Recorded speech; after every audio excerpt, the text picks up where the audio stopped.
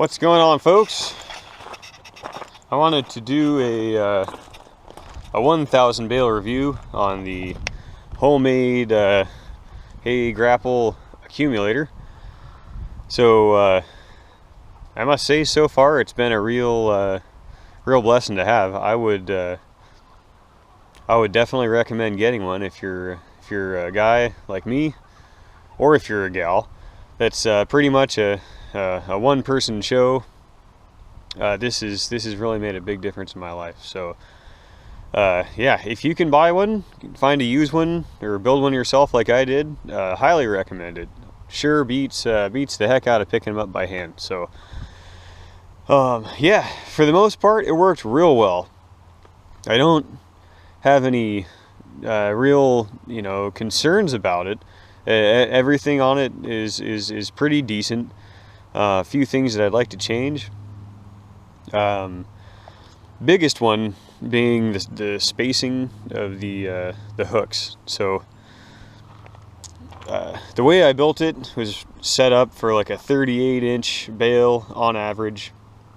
So you can get a 40-inch, couple 40-inch bales in there, no problem. But once you get up to a couple of 42 or 44-inch bales in a row, you end up with a problem. And so the first bale has no issues, it's the second bale. So what happens is let's just say your 40-inch or 42, 44-inch bale is going to come up to about here. Your next bale is going to come out to about here. So it's only supported by that back half of the bale, and that creates a problem. It'll pick it up fine. It's not a problem of picking it up. It's when you're making your way. Oh, that's cool. It's when you're making your way back to the trailer and you hit some big bumps, bumps that are enough to buck you out of the seat or really jostle your whole rig. What happens is this bale, it buckles. It just buckles underneath itself, and essentially what it makes is like a miniature round bale. It's kind of cool looking, or funny looking anyway. It's not cool because it doesn't stack well. So in fact, it doesn't stack at all. So that is my biggest complaint with my design there. So I would like to see this hook move about 2 to 4 inches forward, and then have this hook start about an additional 2 to 4 inches forward, and this one I'd like to see about an additional 6 inches forward. So that would mean I'd more than likely have to extend the frame, and not too big of a deal. I may end up doing that this winter. I guess it just depends on how busy I am. So yeah, if you watched my videos of the build process, and if I gave you any measurements off of where those hook shafts are based off of the 0 point in the back, then definitely add a few inches onto that for each one. So aside from that, the divider system, I don't mind the fact that they're bolt-on. What I don't like is that I have a 2-inch spacer on that. And if you watched my build process videos, you'll see why I did that. I originally made these chutes way too skinny, and so that's why those are there. So in the future, what I would do is I would extend these dividers out up to the front, and I would make them out of 2x2 material instead of 1.5 inches like I did, or maybe that's 1.25 inches. So yeah, all 3 of the main dividers bring right up to the front. It would help manipulate the bale into the chute a little better. And so yeah, that's what I would do. I'm considering making them telescopic coming in and out of the tube here, which would mean I'd probably have to get a different size tube, maybe like a 3x3 or a 4x4 tube. So those are the main big ones right there. The center dividers, originally what I did, I used some really pathetic angle iron, and so this time I went and got some 1/4 inch 3x3, and that solved all my issues with this center divider.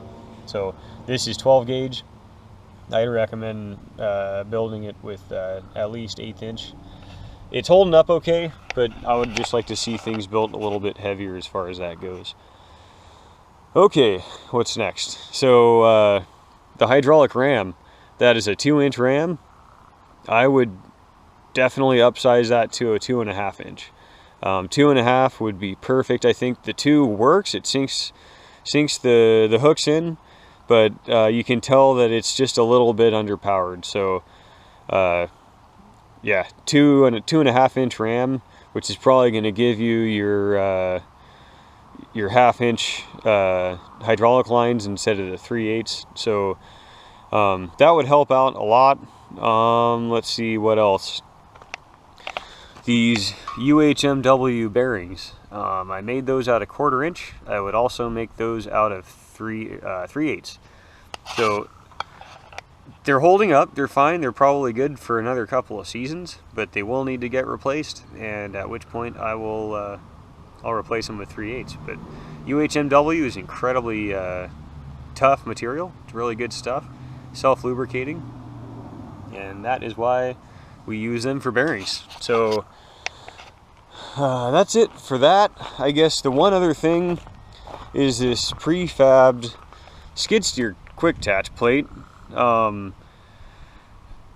not sure if it's the height location of this window, or if it's that this didn't get, you know, bent up enough at a great enough angle, but the pins would pop out when you're going to put some down pressure from the frame to the bales to set your hooks.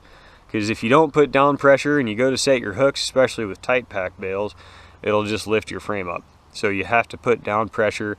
Those bottom pins were popping out, and that was creating quite a bit of problems for me. So I welded on this 1/4 inch by 2 plate, and it closed up that gap. My pins come in right about there. I only had like 9 inches of this flat bar on hand, so that's why I didn't cover up the whole thing.